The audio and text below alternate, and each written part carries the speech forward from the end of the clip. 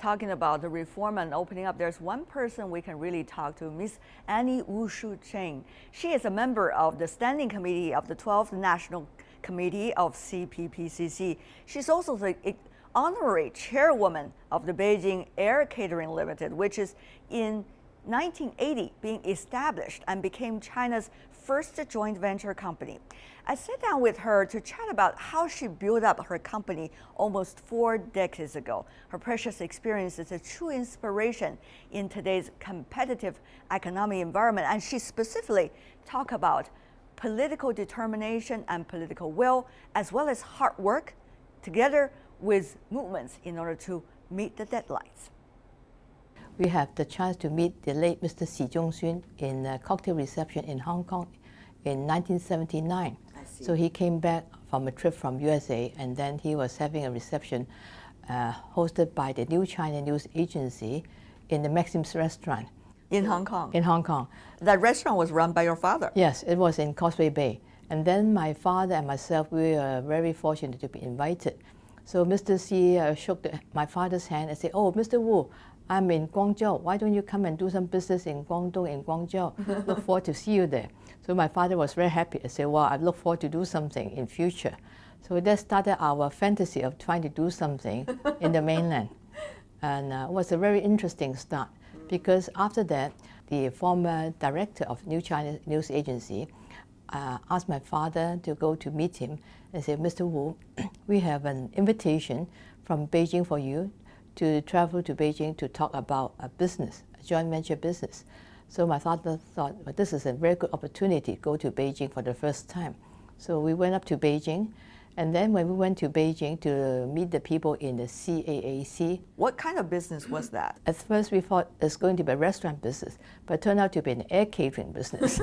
Because it is very different. It's completely different from our understanding, because in Hong Kong we are running restaurants, European restaurants and cake shops. And then when we went to Beijing, we understood that CAAC, which is actually the China Civil Aviation Administration of China, they wanted to have an airline catering to be set up to start the inaugural flight between China and USA. So there was no formal air catering business at all at the time in China? In those days, none. They were just 1979. 1979. But that was a very interesting experience for my father and myself, because we have to travel from Hong Kong by rail to Guangzhou, and they wait for another 2 hours and take the old-fashioned, what we call the TriStar flight, all the way to Beijing. So if we started traveling from Hong Kong by 10 o'clock in the morning, we would arrive in Beijing by about 9:30 at night time. Wow, that's already a whole day. It's a whole day. Back and forth, already 2 days wasted. Should be. And then if you don't catch a plane, then you have to be stranded in Guangzhou, and then maybe take some kind of a car to go to the border between Lowu and Shenzhen, and then walk through the wooden bridge. In those days, we still have to walk through the wooden bridge to cross the border. Very interesting experience. And looking back, it's just like yesterday. It was, but it was 1979. So how did it work? When you had this idea, how did that eventually work out? I think when we started discussing the business project with our partners in CAAC, where we are on the same track of mind, because we wanted to do something for the motherland, and then we wanted to do something quickly, because they told us they have a timeline and they have to get the project finished by May 1980. So less than 1 year. Yes. To have this idea, establish the real company, and produce it, and make it available for the direct flight between US and China. First time we went there was in June 1979. So speed was very important, and the design was important, and to get all the equipment for setting up of the flight kitchen. It's already mind-boggling to me. So how did that work? So when we went back, we talked to the technical partner, but they said, well, we have to see the contract. If there's no contract, how can we start doing something in Beijing? There's nothing going to be legal. Then we started out the discussion of the Memorandum of Articles of Association with CAC, and then we discussed about all the terms and conditions. And then by September, they said that we have no laws in China for business. So what we did was we translated all the business laws in Hong Kong from English to Cantonese Chinese. We took all the paperwork into Beijing, and they translated the Cantonese Chinese into Mandarin Chinese. And then we signed the whole memorandum and articles of association in one night. Wow. And it's very interesting because it's very trustworthy. I heard through the grapevine that you were the typist. I was. I was actually. We started the negotiation and going through all the paperwork from 10 p.m., finished until 6 a.m. in the morning. And then our Chinese partners, they had to go back to report to the bosses. And then I started typing it until about noontime. So when we started to sign the deal by 3 p.m. Oh, I have to also add one thing. My mother was making coffee for us too, to make sure that we are not sleeping. It's a totally family business. It's totally family business in those days, because I think in our heart we wanted to do something for our country. We wanted to make sure that it worked. And also with our partnership with the friends, actually we don't know them and we could not communicate properly. But I think within all of us we have one goal. We try to get things done on time.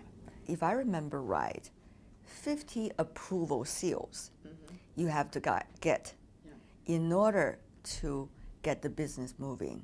So how does that process work? So it's a very mysterious way, I would say, very subtle way. Our Chinese partners, they have to present all the papers for all the different committees, and they have the big meeting. So everyone was discussing, asking them about questions, because no one knows what is going on. And they have never had this kind of arrangement to approve joint ventures.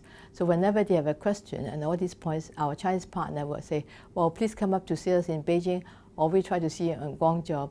So in between, we went through 11 times of changing all the wordings. And then still we could not get the approval because no one dared to say yes. There were 3 joint ventures. We are the number 1 to be considered. Tell us how you get those 50 seals. Well, not that easy, because after all the discussions, finally, my father was asked by the Director General of CAC, say, Mr. Wu, we cannot wait. Please spend the money first, buy the equipment, and then this is the handshake. And after the handshake, please go back and get things done first. And we try to set up the whole facility and hopefully to get the approval before we open the plant for business. How much did they ask? Actually, we have to spend about 5 million Hong Kong dollars cash to buy equipment, to do all the setup, and with no letter of approval, and with no, not even a letter of intent, nothing. 1970s, 5 million Hong Kong dollars, that was a lot Quite of a money. lot, quite a lot. You guys were only running restaurateurs in Hong Kong. My father was putting all his fortune to bet on this business. Would his brothers agree with him? No, his elder brother, my late uncle, said he is not sure how to do business in Beijing. But I can understand, because running business you have to be very cautious. But my father said, told my late uncle, he believed China will have the open door policy. So that was a necessity. So we were starting to build the factory, set up everything, and then on the 8th of March 1980, Director General Mr. Shen Tu of CAC could not wait anymore. So he went to see Mr. Deng Xiaoping in his residence in Jingshan. He said, Mr. Deng Xiaoping, we need to consider approval of the joint venture because it's not yet legal, and the whole thing will be ready by 1st of May. So Mr. Deng Xiaoping asked him to say, well, which partner are you using? He said, I'm using Mr. Wu from Hong Kong and running restaurants. And Deng Xiaoping asked him, can they make any bread or not, any baguette? And Mr. Shen Tu said, well, they already have 20-odd restaurants in Hong Kong.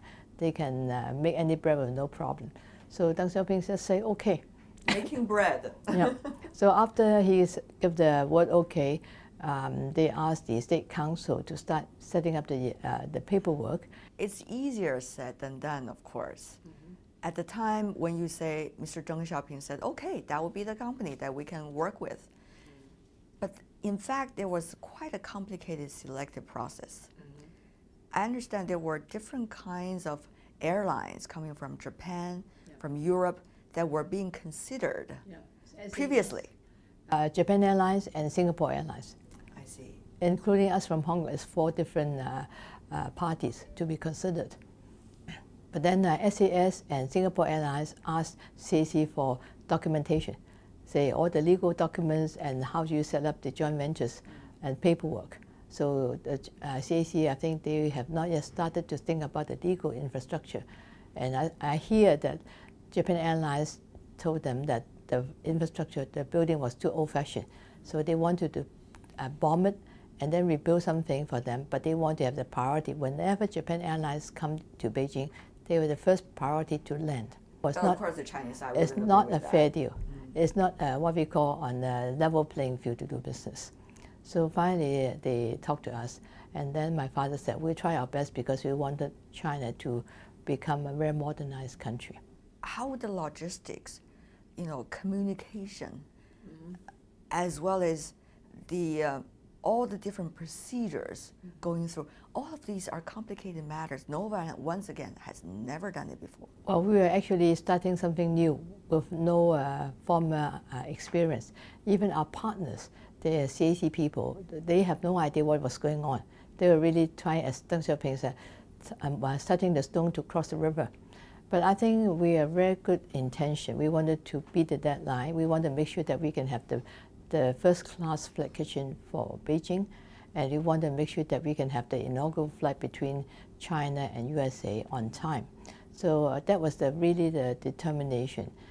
Well, it's such a pleasure, Annie, to meet you here and also hear some of the details about that very legendary story, the first ever joint venture in China. Thank you so much. Really appreciate it. Thanks so much. Thank you.